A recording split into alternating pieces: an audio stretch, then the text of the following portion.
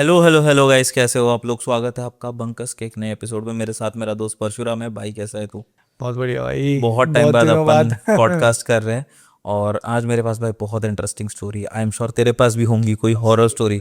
किसकी है स्टोरी, किसने बताई है या तेरे साथ हुई है। भाई ये हमारे साथ ही मतलब हमारे फ्रेंड सर्कल में ही हुई हुई है। और मेरे पास जो स्टोरी है ना वो मुझे हमारे एक सब्सक्राइबर ने भेजी है। और वो जब मैं स्टोरी पढ़ रहा था भाई, मेरी फट गई थी। उसने पूरा ऐसा एक पैराग्राफ लिख के मेरे को भेजा था। और वो आज मैं शेयर करूँगा। तो ये जो स्टोरी है ना मेरे पास आज, वो मुझे करण ने शेयर की थी। करण अभी कुछ 38-39 ईयर्स का है। और ये उसके साथ तभी हुई थी कुछ 2015 या फिर 14 के टाइम में हुई थी। उसने जस्ट अपना कॉलेज वगैरह सब कंप्लीट करके 1-2 साल जॉब पे उसको हुआ था। तभी वो रहता बोरीवली में था। और उसका जो जॉब था वो एक कॉरपोरेट फर्म में काम करता था। वो गोरेगांव के इधर का था, गोरेगांव में था उसका ऑफिस। तो वो रेगुलरली है ना, उसकी कुछ तो शिफ्ट जो थी वो लेट नाइट ही ख़त्म होती थी। मतलब थर्ड शिफ्ट होती थी जो 12 या 1 बजे ख़त्म होती थी उसकी शिफ्ट। तो उसको रेगुलरली लेट होता था। वो हमेशा लास्ट की ट्रेन पकड़ के ही आता था। और वो लोकल से ही ट्रैवल करता था। मुंबई में हर एक बंदा लोकल पे ही डिपेंडेंट होता है। तो वो लोकल से ट्रैवल करता था। बट उस वो जो समय था ना, मुझे लगता है नवंबर का वगैरह महीना था। और उनको कुछ डेडलाइंस चल रहे थे उनके ऑफिस में। तो उस वजह से उनको ऑफिस में बहुत टाइम तक रुकना पड़ता था। मतलब उनको बताया गया था कि आपको 1 से 1.5 घंटा लेट हो सकता है। तो उस चक्कर में सब लोग बहुत स्ट्रेस थे और बहुत ज़्यादा एकदम टेंस्ड सिचुएशन चल रही थी उनके ऑफिस में। तो वो वैसे ना उस दिन बहुत ज़्यादा काम था। लेट नाइट तक काम चला। और उनका काम, करण का काम, ये कुछ 2:30 या 3 बजे वो फ्री हो गया। हम्म। तो वो जो टाइम था तभी मुंबई लोकल तो बंद थी। तो उसने क्या किया था ना कि वो अपनी बाइक लेके गया था। उसको पता था लेट होने वाला है, तो वो बाइक से ही उस दिन ट्रैवल कर रहा था।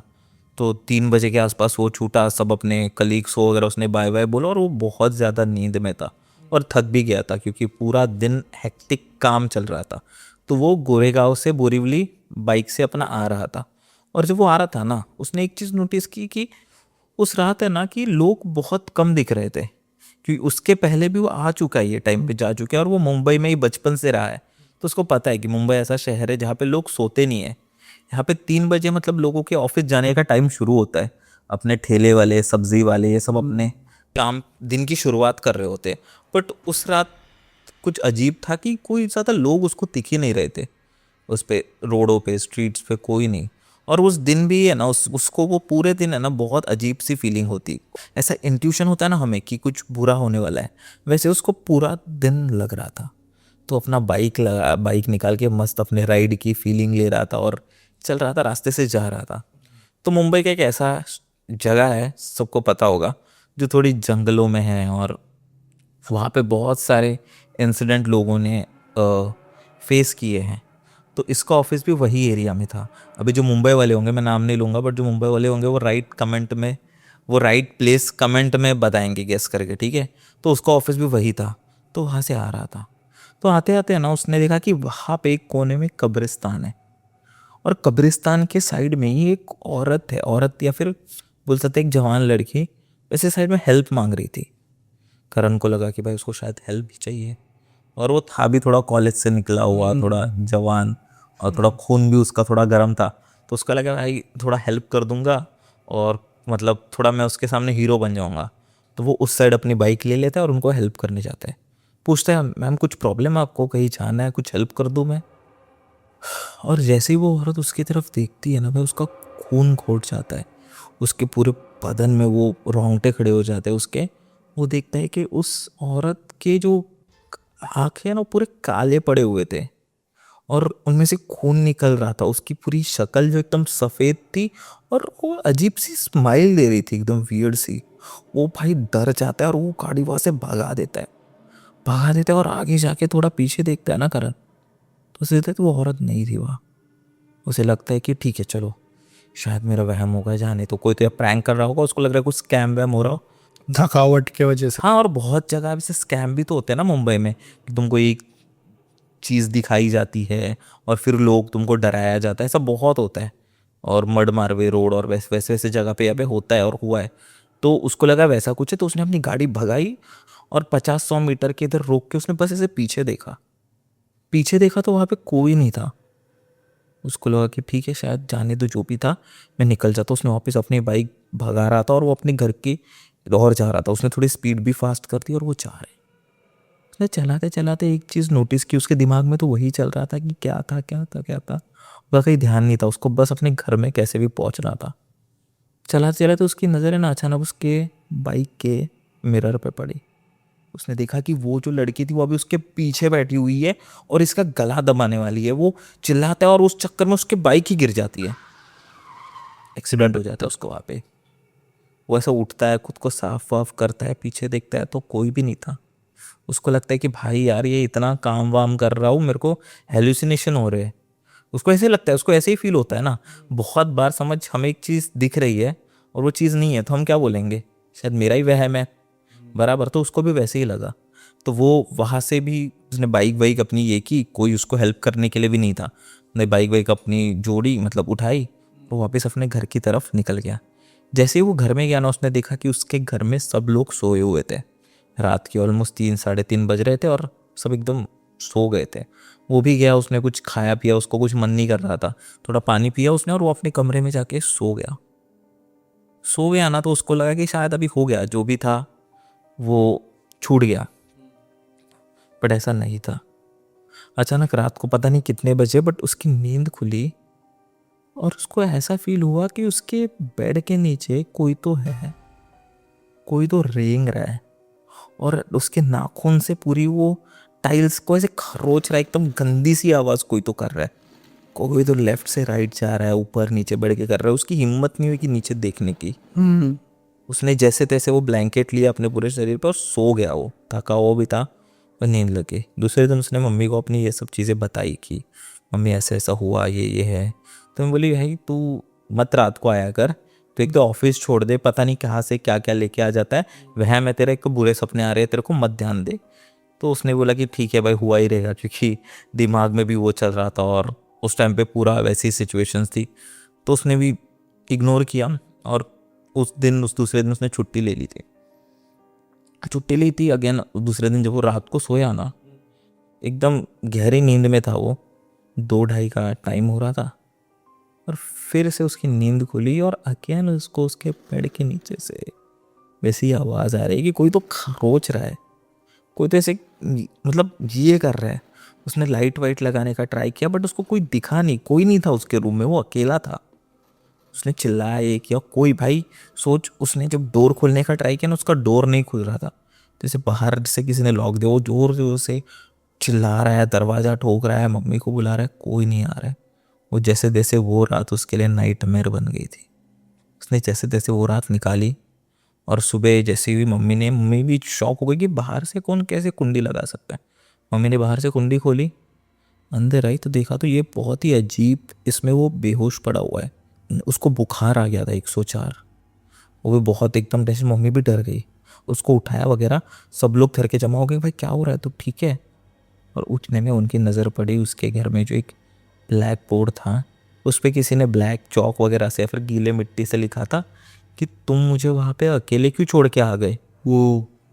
और भाई वो सिचुएशन में सब घर वाले डर गए। उनको लगा कि भाई एक रूम जहाँ पे कोई आ नहीं सकता, हमारे घर पे कोई आया नहीं है, वहाँ पे ऐसे कैसे हो सकता है, कौन लिख के जाएगा? कौन लिख के जाएगा, ये कौन कर रहा है। तो दूसरे दिन भाई करण ने डिसाइड किया, तीसरे दिन, कि वो आज इधर नहीं सोएगा, वो सबके साथ हॉल में ही सोएगा। तो वो रात हुई वो और वो हॉल में ही अपने मम्मी पापा के बाजू में ही सो रहा था। और अचानक वापस सबके बाजू में। और बट उस रात भी जैसे ही 2:30 का समय हुआ, उसके अचानक नींद खुल ही जाती थी।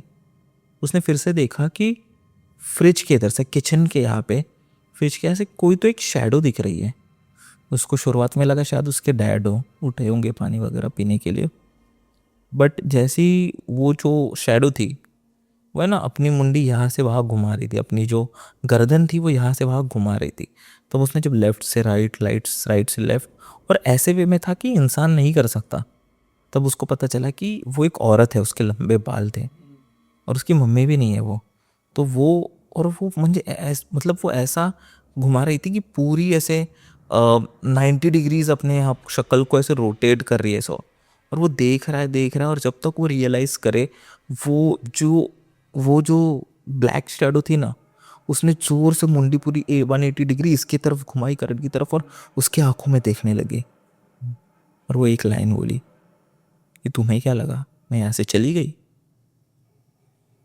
और भाई उस टाइम पे वो जोर से चिल्लाया, सब लोग उड़ गए, सब लोग डर गए, लाइट वगैरह लगाया, कोई नहीं था सामने, कोई भी नहीं था सामने। दूसरे दिन वो लोग ने उनके ही गांव से कोई बाबा वगैरह बुलाया, और गुरु थे उनके, उनको बुलाया और उनको सब पूछा कि क्या था, क्या हो रहा है। उनने बताया कि ये जब वहाँ से आ रहा था ना, इसको जो लड़की दिखी वो कोई जिंदा लड़की नहीं थी। उसकी कई कई साल पहले उसकी वहाँ पे किसी ने बेरहमी से उसको मार दिया गया था, और उसकी जो पीसेस थे ना बॉडी के, वो वहाँ पे फेंक दिए गए थे। और वो जो एरिया है ना भाई, वो ऐसा एरिया है जहाँ पे तुझे पता होगा कि बहुत सारे बुरे काम हुए वहाँ पे, तो वो वैसी जगह है। तो वहाँ पे उसके साथ हुआ था, और उस टाइम से ही है ना वो लड़की वहाँ पे ही भटकती है रात के टाइम में। और बहुत सारे लोगों ने उस वजह से ही वहाँ पे जाना छोड़ दिया, उस रोड से जाना छोड़ दिया रात को। बट पता नहीं ये उसका टाइम था या फिर ये दोनों में कोई ऐसे इंटरसेक्शन हुआ कि दोनों वहाँ पे मिले, और तब से वो लड़की अभी इसके साथ है। और अभी तक भी वो उसके साथ ही थी, वो जहाँ जहाँ जाता था तो उसके साथ ही। तो बाबा ने उसको ताबीज़ वाबीज़ दिया, जो भी चीज़ें दी, थोड़ी बहुत चीज़ें घर में रखने को बोली, थोड़ी बहुत क्रिया करने को बोली, और उस चीज़ के बाद उसको थोड़ा आराम मिला। बुरे सपने आना बंद हो गए, रात को नींद उड़ना बंद हो गई, और उसको लगा हाँ फाइनली अभी ठीक हूँ। बट जैसे ही उसको ये लगता था ना भाई, कुछ ना कुछ अजीब सा होता था। कई बार उसके सपने में कोई चीज़ आती थी, कई बार उसके फ़ोन में अलग अलग मतलब ग्लिचेस होने लगते थे। एक बार तो ऐसा हुआ कि उसने एक बल्ब नया घर में लगाया था, वो फ्लिकर करने लग गया, और उसने 3 बल्ब उस टाइम पे घर के बदले, बट फिर भी फ्लिकर कर रहे थे। मतलब वैसे था कि वो जो एंटिटी थी ना, वो उसके साथ ऐसे वे में कम्युनिकेट कर रही है। उनके घर में जब भी दूध आता था ना भाई, वो हमेशा ख़राब होता था। मतलब वैसी वैसी चीज़ उनके घर पे हो रही थी। तो वो ऐसा था कि वो एंटिटी उसको बोल रही थी कि उसका पावर कम हो गई थी, बट वो गई नहीं थी, और उसको वो चीज़ हमेशा एक्सपीरियंस होती थी। तो उसने क्या सोचा ना, उसने उसने सोचा कि उसकी जो कंपनी थी वो प्रमोशन उसको देने वाली थी, और उसके बदले उसको बैंगलोर शिफ्ट होना था। तो यहाँ पे वैसे भी वो सो नहीं पाता था, डार्क सर्कल्स बढ़ गए थे, हेल्थ क्वालिटी एकदम ख़राब हो गई थी, लाइफ का कुछ मज़ा ही नहीं आ रहा था उसको। उसने सोचा कि मैं यहाँ से निकल जाता हूँ, जब मैं शहर छोड़ूंगा मेरा पीछा भी छूट जाएगा। तो मुंबई से बैंगलोर शिफ्ट हो गया अगले 2 महीने में। और जब वो वहाँ गया उसको लगा हाँ भाई फाइनली पीछा छूटा। तो बैंगलोर शिफ्ट हो गया, एक दिन उसका फ़ोन ख़राब हो गया, तो वो नया फ़ोन ऐसे ही चेक कर रहा था सब कुछ फीचर्स वगैरह। तो उसने कैमरा खोला, कैमरा चेक करने के लिए सेल्फी कैमरा ऑन किया और सेल्फी लेने गया भाई। पर उस टाइम पे उसकी आत्मा धस गई। क्यों रे? उसने देखा कि उस स्क्रीन में वो तो दिख रहा था, बट उसके पीछे कोई और भी खड़ा था। वही काली आंखें, वही चेहरा, और वही अजीब सी मुस्कान। वो लड़की अभी भी उसके पीछे थी। और उस दिन के बाद उसने कभी भी ना कैमरा खोला है वापस, क्योंकि उसको ऐसे लगता है कि जब भी जैसे वो खोलेगा वो तभी भी उसको देखे कि ऐसे होता था।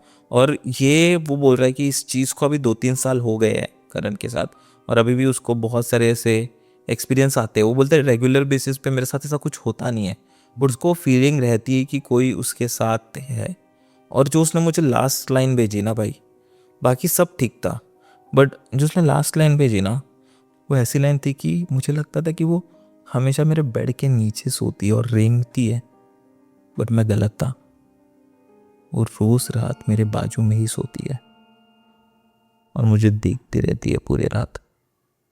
अरे भाई ये तो बहुत क्रेजी था यार। ये अपने साथ एक्सपीरियंस होगा तो वाट लग जाएगी अपनी तो डेली। और मुझे यही लगता है कि इसके लिए अपने मम्मी पापा बोलते हैं कि भाई रात में बाहर मत ज़्यादा रहा करो, क्योंकि ऐसे ऐसे सिचुएशंस होते हैं भाई।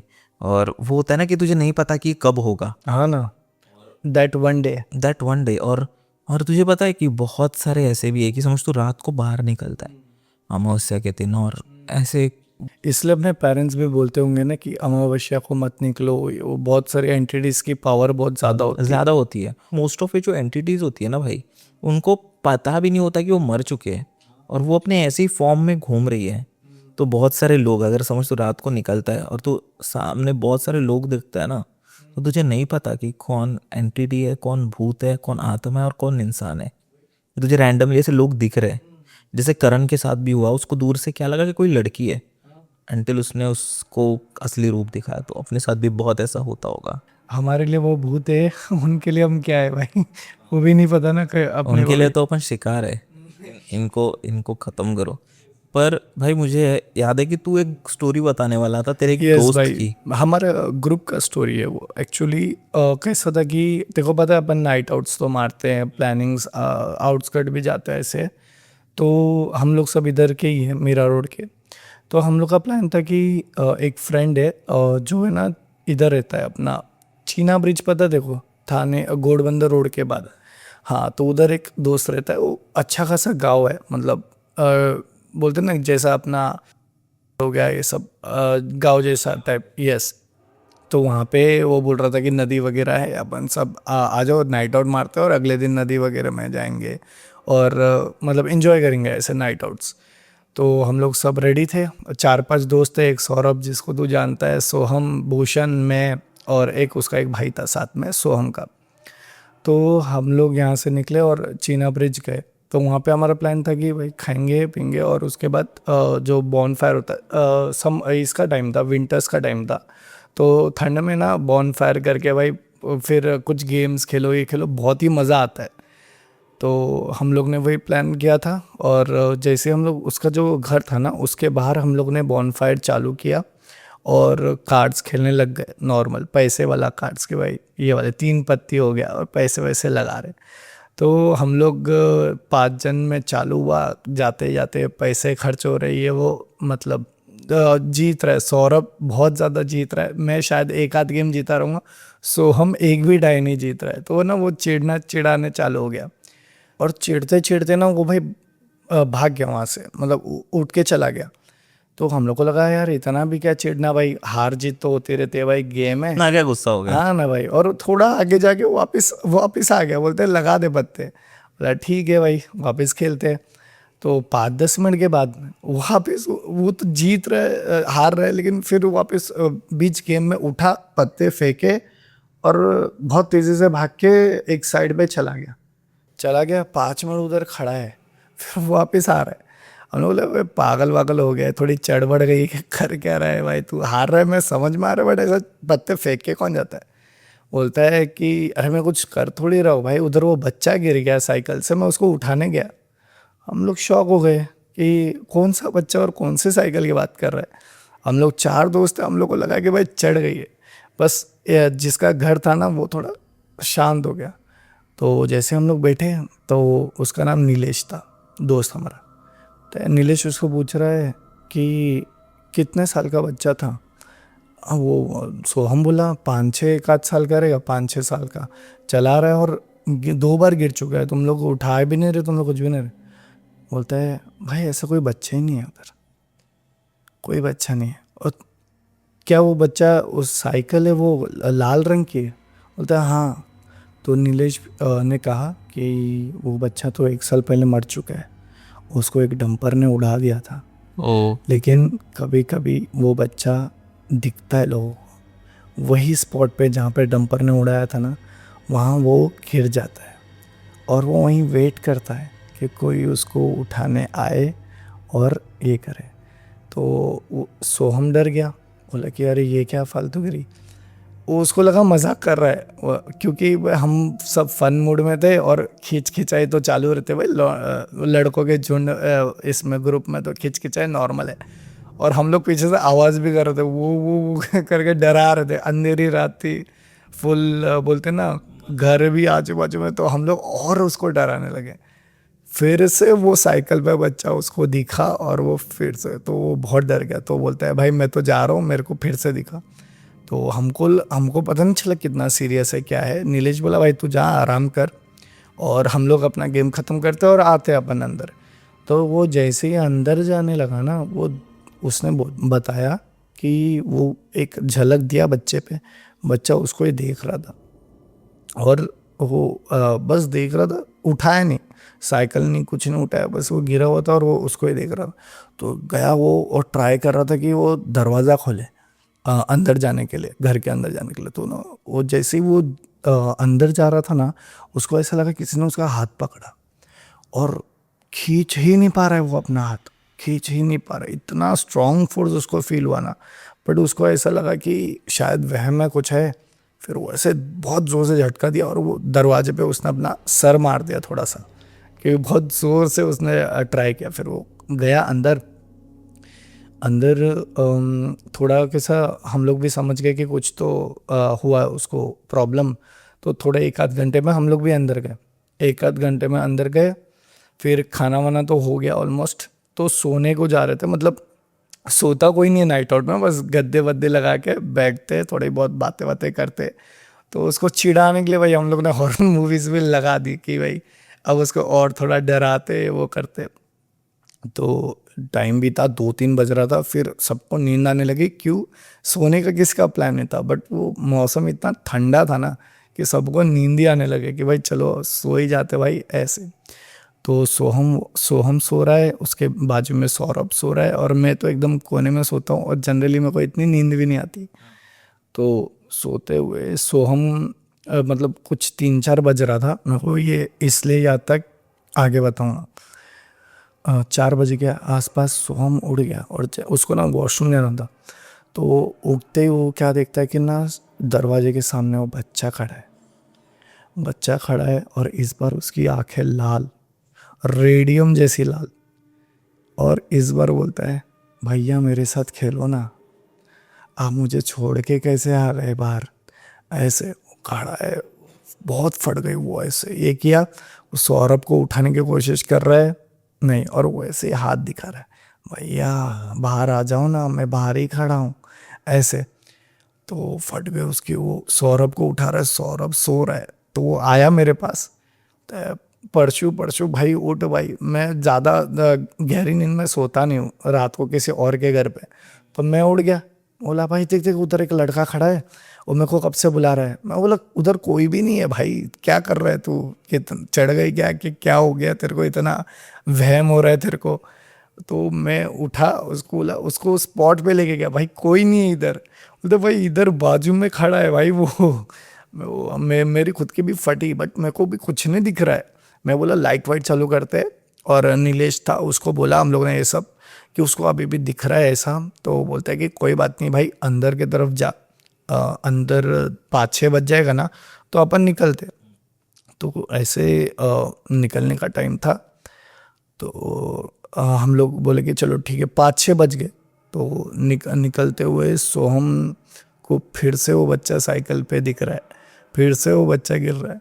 इस बार कोई और उठाया उसको। तो शायद वो जो आत्मा है, उसका और सोहम का कोई ना कोई कनेक्शन होगा, इसलिए सोहम को दिख रहा है। और ये बहुत जगह पे होता है, स्पेशली बच्चों के साथ होता है कि जो छोटे बच्चे होते हैं उनके साथ, तूने सुना होगा या फिर देखा भी होगा। ये हमारे घर पे हुआ था। मेरा एक जो भाई है, एक कज़न भाई, तो हुआ कैसा था कि हमारे गांव में ना, ये रास्ते में, गांव में आने जाने वाले रास्ते में एक ऐसा स्पॉट है जो ऐसे शॉर्टकट में है, वो शॉर्टकट है गांव में आने के लिए। और उस शॉर्टकट पे ना एक ऐसी जगह है जहाँ पे बहुत लोगों की जान गई है मिस्टीरियस वे में। और वो मनहूस शॉर्टकट ही बताया, मतलब, और वो जगह को मनहूस बताया जाता है कि कुछ खराब है उस जगह पे, कुछ तो है उस जगह पे। तो क्या हुआ था कि एक बार बहुत ज़्यादा धूप थी और आना था, और गांव जैसे जगह पे इतने पब्लिक ट्रांसपोर्ट या फिर ट्रांसपोर्ट भी किसी के पास नहीं रहती। तो मेरी चाची है ना, वो मैं भाई अराउंड होगा 1.5 साल का वगैरह, वो उसको वही शॉर्टकट से लेके आई, चलते चलते उस शॉर्टकट से वो लेके आ गई घर पे। और जैसे ही उस शॉर्टकट से वो लोग बाहर निकले, घर पे आए, उस जगह से वो निकले, वो भाई, मेरा भाई रोने लग गया और शांत ही नहीं हो रहा। उनको शुरुआत में लगा इसको भूख लगी, उसको खाना दिया, ये दिया, भाई कंटिन्यूअस रो रहा है वो। और जो माँ रहती है उसको पता रहता है कि मेरा बच्चा ऐसे तो नहीं रोता। कंटिन्यूअस आधा घंटा वो बस रो रहा है अपनी।